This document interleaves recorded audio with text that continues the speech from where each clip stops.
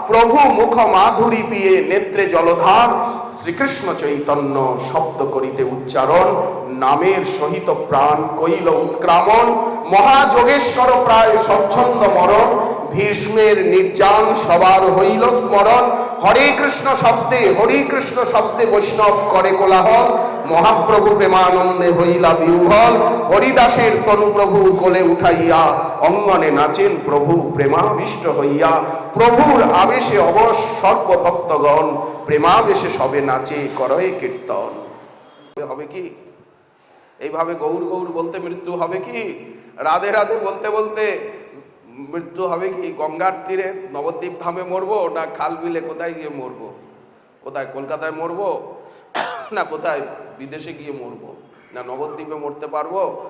যাতে ধামে বাস করতে পারি, আমরা ধামাশ্রয়ী হতে পারি, আমরা নামাশ্রয়ী হতে পারি, আমরা গ্রন্থাশ্রয়ী হতে পারি, আমরা ত্যাগাশ্রয়ী হতে পারি, আমরা যেন গুরু পরম্পরার সমর্থ সদ্গুরু পরম্পরার আশ্রয়ী হতে পারি, আমরা যেন বৈষ্ণবাশ্রয়ী হতে পারি, আমরা দৈন্যাশ্রয়ী হতে পারি, আমরা সদাচার আশ্রয়ী হতে পারি।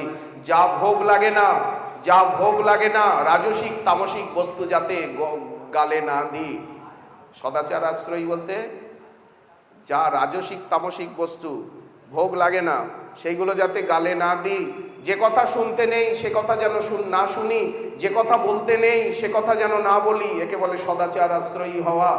64 ভক্তি অঙ্গ, নবধা ভক্তি অঙ্গ, শ্রবণ কীর্তন স্মরণাশ্রয়ী হয়ে থাকতে পারি, গোবিন্দ দাস অভিলাষী রে, যেন ধামাশ্রয়ী হতে পারি, গুরু বৈষ্ণবের চরণ রজে পড়ে থাকতে পারি, যেন এখানে সেবার আশ্রয়ী হতে পারি, যেন প্রাণ ভরে সেবা করব, প্রাণ ভরে নাম গাইব, নাচব, গাইব, হাসব, আবার আসিব, আবার হাসিব, আবার গাহিব গান। কি বলতে? একটা কথা বলতে, প্রভু সুখতরে, গুরু বৈষ্ণবের সুখতরে, ইষ্ট সুখতরে আপনারে করো বলিদান। দেখি নিজেকে বলিদান করো, কিভাবে আত্মসমর্পণ করো। অশোক অভয় অমৃত আধার তোমার চরণোদ্দয়, সে চরণে আজ লোভিয়া বিশ্রাম, আমি ছাড়িনু ভবের ভয়, পূর্ব ইতিহাস ভুলিনু সকল, সেবা সুখ পেয়ে মনে।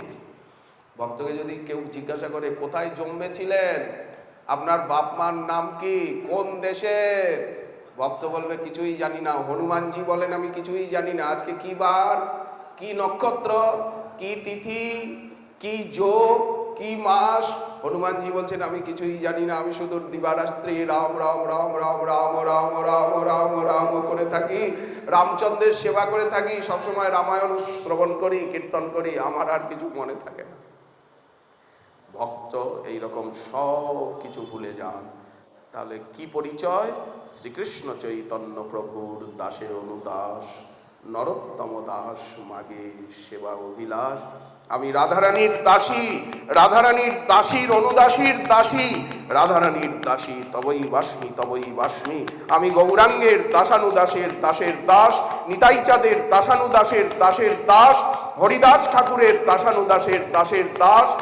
রূপ রঘুনাথ পদে হইবে আকুতি, রূপ রঘুনাথ পদে যার আস, শ্রী রূপ রঘুনাথ আদি সিদ্ধ বাবাগণের, শ্রীনিবাস নরোত্তম শ্যামানন্দ প্রভুর বলেন আমরা দাসানুদাসের দাসের দাস, দাসানুদাসের দাসের দাস, হরিদাস ঠাকুরের বংশধর, নির্বংশের বংশধর আমরা। আমাদের কোন বংশ? বলেন হরিদাস ঠাকুরের বংশ। পিটুনি 22 বাজারে মার খেয়েছে, হরিদাস ঠাকুর বেঁধেছে, ফেলে দিয়েছে, সেই হরিদাস ঠাকুরের বংশ আমরা, নির্বংশের বংশ। কোন বংশ? বলেন হরিদাস ঠাকুর, রূপ সনাতন রঘুনাথ, এদের তো কোনো বংশ নাই। আমাদের সিদ্ধ বাবাগণের কোনো বংশ আছে? নরোত্তম দাস ঠাকুর মহাশয়ের কোনো বংশ আছে? উনি কি বিয়ে করেছেন? তাহলে সেই নির্বংশের বংশ। কি ধারা?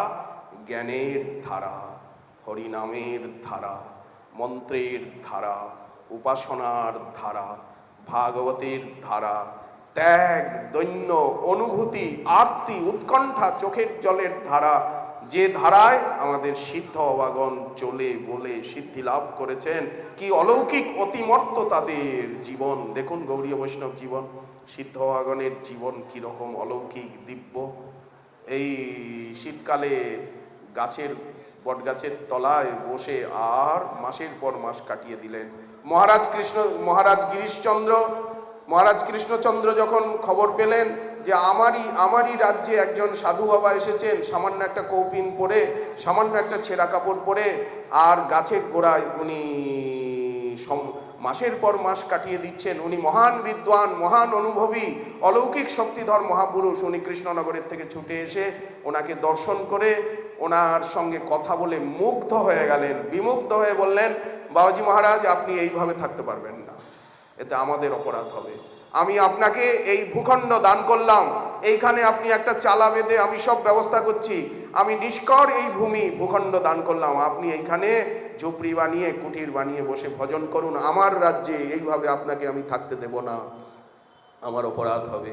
সিদ্ধতোতারাম দাস বাবাজি মহারাজ অলৌকিক শক্তিধর মহাপুরুষ, এই বড় আখড়া, সবচেয়ে প্রাচীনতম, আজ প্রায় 250 বছরের প্রাচীনতম শ্রীধাম নবদ্বীপের ত্যক্তাশ্রমী বিরক্ত বৈষ্ণবগণের মূল আশ্রম।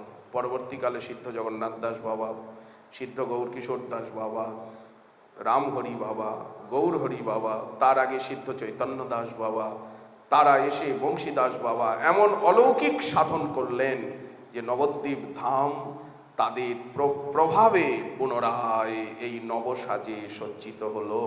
তাদের ভক্ত চরণাশ্রিতগণ এখানে ব্রজভক্তির, রাগানুগা ভক্তির প্রচার করলেন, গৌরভক্তি, সর্বোপরি রাধারানী রাধাদাসের প্রচার করলেন। কি অলৌকিক তাদের শক্তি, কি অলৌকিক জীবন দেখুন গৌরীয় বৈষ্ণব জীবনে রয়েছে। আমরা সেই পরম্পরার ধারক এবং বাহক। আমরা যাতে সেই পরম্পরাকে ধরে রাখতে পারি, আমরা যাতে সেই শক্তিকে ধরে রাখতে পারি, সেই আদর্শকে ধরে রাখতে পারি, শ্রীমন মহাপ্রভু শ্রী নিতাই চাঁদ করুণা সিন্ধু গৌর ভক্তগণের শ্রীচরণে আমাদের প্রাণারাধ্য মন্ত্রদেবতা কাম গায়ত্রী কামবীজে যার উপাসন, আনন্দ কন্দ রসানন্দ পরম করুণাময়ী বৃন্দাবন পুরন্দর রাধা গোবিন্দ দেবের চরণে আমরা এই প্রার্থনা জানাই। আমাদেরকে সেই রকম সুমতি দিন, সেই রকম সুবুদ্ধি দিন, সেই রকম শক্তি দিন, সেই রকম সাধন বল, মনোবল, দেহবল, ইন্দ্রিয় বল, বুদ্ধিবল, সেই রকম ধনবল, জনবল, সর্ববল প্রদান করুন, যাতে আমরা তার সেবা করে, তার গুণগান করে, সিদ্ধ বাবাগণের চরণ বুকে ধরে, আচার্যপাদগণের চরণ বুকে ধরে, গুরুবর্গের চরণ বুকে ধরে, সর্বোপরি রাধারানীর চরণ বুকে ধরে, নিতাই চাঁদের চরণ বুকে ধরে, গৌরচরণ বুকে ধরে, যাতে আমরা এই ঘোর দুর্দিনে, এই দুঃসময়ে যাতে আমরা রাধা গোবিন্দ দেবের শ্রীচরণে, মহাপ্রভুর শ্রীচরণে চিরবিশ্রান্তি লাভ করতে পারি, প্রেম লাভ করে নিত্য সেবা রাজ্যে যেতে পারি। পরং বিজয়তে শ্রীকৃষ্ণ সংকীর্তনম। আমাদের এখানে কয়েকদিন ব্যাপী শ্রীমন্দিরে সাধু বাবা, ভুবনেশ্বর সাধু বাবার কৃপায়, সাধু বাবার চরণাশ্রিত, এটি নবদ্বীপ ধামের প্রেম ভক্তির মহারাজ শ্রী নরোত্তম দাস ঠাকুর মহাশয়ের গাদি। এটি ভুবনেশ্বর সাধু ঠাকুর, তিনি নরোত্তম দাস ঠাকুর মহাশয়ের পরিবারের ছিলেন এবং তিনি প্রকাণ্ড বিদ্বান। তিনি যে গ্রন্থ লিখেছেন গোবিন্দ অর্চন চূড়ামণি আর হরিনাম মহিমা, দুটি গ্রন্থ শ্রী সাধু বাবা মহারাজ লিখেছেন। অলৌকিক তার পাণ্ডিত্য, অলৌকিক ভজন শক্তি। ভজন শক্তি না থাকলে, প্রেমবল না থাকলে এত বড় মন্দির করা যায়, এত সুন্দর সেবা স্থাপন করা যায়? এটা তো প্রেম বলে, ভক্তি বলে করেছেন।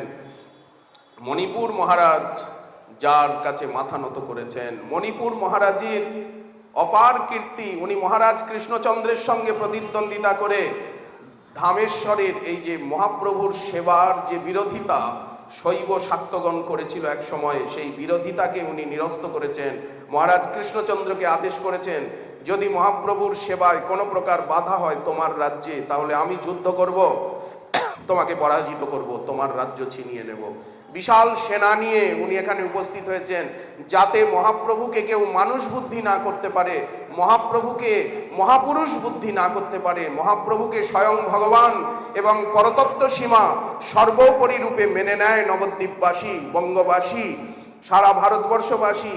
এর জন্য মণিপুর মহারাজের, ত্রিপুরার মহারাজের, কাশিম বাজারের মহারাজের তাদের অকৃত্রিম একেবারে বিশাল প্রভাব প্রতাপ সম্প্রদায় সংরক্ষণে ইতিহাসের পাতায় স্বর্ণাক্ষরে লেখা আছে মণিপুরের মহারাজ যাতে এখানে শৈব শাক্তগণ প্রভাব বিস্তার করতে না পারে, মহাপ্রভুর মহিমাকে খর্ব করতে না পারে, এখানে উনি জমিদারি খরিদ করে মণিপুর নাম দিলেন মণিপুর। মণিপুর রাজবাড়ি রয়েছে, মণিপুর মহারানীর বাড়ি রয়েছে, আজও রাজবংশ রয়েছে, বব্রুবাহনের বংশ, অর্জুনের বংশ, মণিপুর নরেশ, মণিপুরের রাজবংশ। তারপরে কি বলা হয়, মূল যে মণিপুরী, হাই না খাই মণিপুরী কি বলা হয়, আর বিষ্ণুপ্রিয়া মণিপুরী। মণিপুরীর মধ্যে দুটি ভাগ রয়েছে। মণিপুরের মহারাজ এইখানে বিশাল মন্দির করলেন অনু মহাপ্রভু নাম দিয়ে। এখনো প্রতি বছর এবছরও গৌর পূর্ণিমায় অসংখ্য মণিপুরী ভক্তগণ এসেছেন এবং তাদের যে শোভাযাত্রা, গৌর পূর্ণিমার পূর্বদিন যে তাদের শোভাযাত্রা বেরোয়, সাওয়ারি যেভাবে একেবারে সংকীর্তন রঙ্গে তারা শোভাযাত্রা বের করেন, সত্যি দেখার মতো। আমরা তাকিয়ে তাকিয়ে দেখি তাদের সেই রাজকীয় স্টাইলে, সেই প্রাচীন আমলের থেকে আজ 250 বছর ধরে যে চলে আসছে তাদের যে সাধনা এবং শক্তি। কত মণিপুরী আসেন না, অনু মহাপ্রভু মন্দির রয়েছে, ওটা পুরোই মণিপুর, মণিপুর ঘাট মণিপুর মহারাজের ওই মৌজাই। যেমন এই দিকটা পুরো রানী রাসমণির জমিদারি, রানী রাসমণি, রানী বলতে কে, রানী রাসমণি, রানী রাসমণির ঘাট এই মৌজা, রানী রাসমণির জমিদারি, রানীর ঘাট, রানীর চড়া, এটা পুরো রানী রাসমণির কাছারি বাড়ি রয়েছে এখানে। আগে গঙ্গা এই দিক দিয়ে প্রবাহিত হতো, ওইখানে রানীর ধর্মশালা, যেখানে সিদ্ধ গৌর কিশোর দাস বাবাজি মহারাজ ছিলেন। ধর্মশালাটা এখন লুপ্ত হয়ে গেছে, কিন্তু কাছারি বাড়িটা এখনো রয়েছে। সেখানে অতি সুপ্রাচীন সুন্দর সুঠাম যুগল বিগ্রহ রয়েছে, সিদ্ধ বাবার আগেই ওই গলি দিয়ে আগে গিয়ে। এই যে ঐতিহাসিক স্থানগুলো, কলকাতার আখড়া যেখানে বহু পাঠ কীর্তন হয়েছে, এই সমস্ত প্রাচীন স্থানগুলো খুঁটিয়ে খুঁটিয়ে দেখা। 500 বছরে গঙ্গা 5 জায়গায় ছিলেন, সেই গঙ্গার খাত, এই যে নবদ্বীপ ধাম, জাহ্নবী উভয় কূলে, এদিকেও ধাম ওদিকেও ধাম। নবদ্বীপ ধাম কত দূর বিস্তৃত বলেন, ওই নৃসিংহপল্লী অবধি। ওই যে নৃসিংহপল্লী রয়েছে না, আগে গিয়ে নৃসিংহদেব রয়েছেন, কৃষ্ণনগর মহারাজের সেবা, ওই নৃসিংহপল্লী অবধি নবদ্বীপ ধাম। আর এইদিকে নবদ্বীপ ধাম দুটো জেলার ভিতরে রয়েছে, অর্ধেকটা নদিয়া জেলায়, অর্ধেকটা বর্ধমান জেলায়। নবদ্বীপ ধাম অর্ধেকটা নদিয়া জেলায়, অর্ধেকটা বর্ধমান জেলায়। ওপারেও ধাম, ওপারেও ধাম। আমাদের বৃন্দাবন ধাম যেমন বিশাল, 3টে প্রভিন্সের উপরে বৃন্দাবন ধাম দাঁড়িয়ে আছে, উত্তরপ্রদেশ, রাজস্থান, হরিয়ানা, কয়েকটা জেলা, 3টে জেলার উপরে বৃন্দাবন ধাম দাঁড়িয়ে আছে। নবদ্বীপ ধামও তেমনি, নদিয়া জেলা, বর্ধমান জেলা। আগে নদিয়া জেলা অনেক বিশাল ছিল, নদিয়া জেলার অর্ধেকটা ভেঙে কুষ্টিয়ায় চলে গেছে, অর্ধেকটা ভেঙে উত্তর 24 পরগনা হয়ে গেছে। এখন নদিয়া জেলা এতটুকু আছে। নদিয়া জেলার 3 ভাগ ভেঙে অর্ধেক ওপারে চলে গেছে, অর্ধেক উত্তর 24 পরগনায় বিলীন হয়েছে। একসময় গোবরডাঙ্গা এই অঞ্চলটাও নদিয়া জেলার মধ্যেই ছিল। এইদিকে বর্ধমান, বর্ধমানেও তো নবদ্বীপ ধাম চলে গেছে। ওপারটা বর্ধমান, এই যে জামনগর, সমুদ্রগড়, বিদ্যানগর, চাপাহাটি বলেন, এও তো সব নবদ্বীপ ধাম। পরিক্রমা হয় না, নবদ্বীপ মণ্ডল পরিক্রমা, তাও তো সীমা পরিক্রমা হয় না। আমরা তো সীমা পরিক্রমা করি না, আমরা তো ভেতর দিয়ে দিয়ে দিয়ে দিয়ে, যেমন ব্রজমণ্ডলের পরিক্রমা 2 প্রকার, এক হচ্ছে ভিতর দিয়ে দিয়ে দিয়ে, আর এক হচ্ছে সীমা পরিক্রমা। সীমা পরিক্রমা যেমন মন্দির পুরো ঘুরে আসা, আর যদি ভিতর দিয়ে এতটুকু ঘুরে আসি তাহলে পুরো পরিক্রমা। সেইভাবে পরিক্রমা করতে গেলে জানা লোক চাই, সেই রকম ম্যাপ চাই। সীমা পরিক্রমায় পূর্ণ ঘরের থেকে বেরিয়ে আবার ঘুরে ঘরে এসে ঢোকা হবে, একেই তো পরিক্রমা বলে। দক্ষিণাবর্তে গেলাম, ওখান থেকে গেলাম, এখানে এলাম, আবার ওখানে গেলাম, ওখান থেকে আবার এখানে গেলাম এলাম, ওটা পরিক্রমা হয় না, ওটা দর্শন হয়। পরিক্রমা মানে কি, এইভাবে গোল হয়ে ঘুরতে হবে, আবার ভিতর দিয়েও ঘোরা হয়, সীমা দিয়েও ঘোরা হয়। সেই রকম ম্যাপ, সেই রকম জানা লোক, অভিজ্ঞ লোক না থাকলে সেইভাবে পরিক্রমা করা যায় না। যাই হোক, আমরা কয়েকদিন যাবৎ শ্রী রাধা গোবিন্দ দেবের শ্রীচরণতলে বসে ওনার কথা কিঞ্চিত আস্বাদন করলাম। নিতাই গৌর হরি। গৌর হরি বল, গৌর হরি বল। জয় জয় রাধে কৃষ্ণ গোবিন্দ।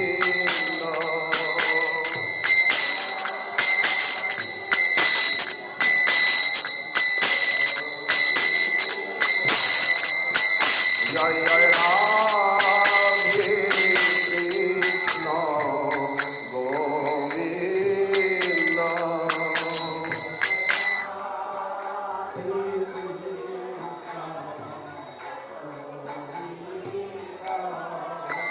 রাধে গোবিন্দ, রাধে গোবিন্দ, রাধে গোবিন্দ।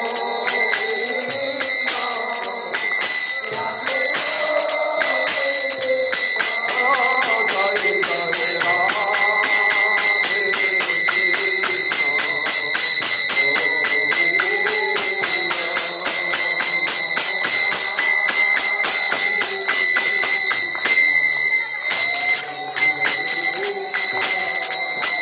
জয় জয় শ্যাম সুন্দর মদন মোহন বৃন্দাবন চন্দ্র। আচ্ছা আসছি আমি হ্যাঁ চেষ্টা করবো কাল থেকে আসার।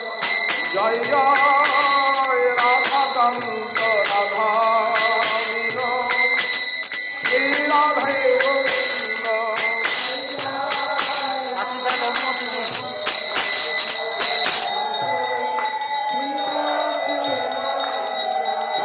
জয় জয় রাসেশ্বরী বিনোদিনী ভানুকুল চন্দ্র।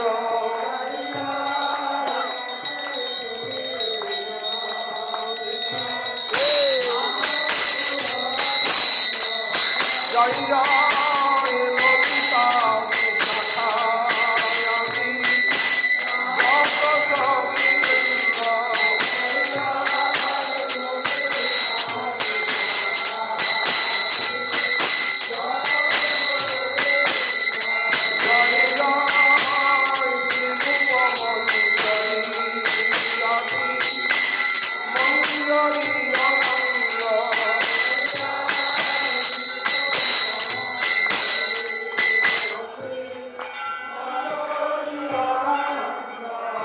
জয় জয় পৌর্ণমাসী কুন্দলতা জয় বীরবৃন্দ।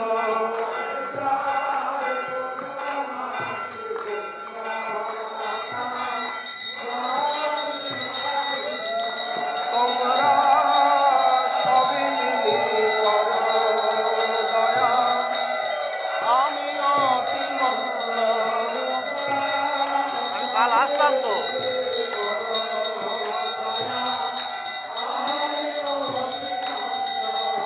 যেন আকুল প্রাণে গাইতে পারি হারা ভাগবৃন্দ।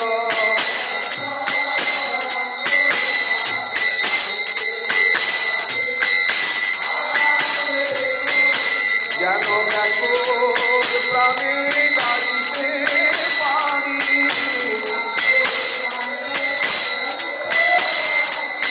হারা গোবিন্দ গোবিন্দ।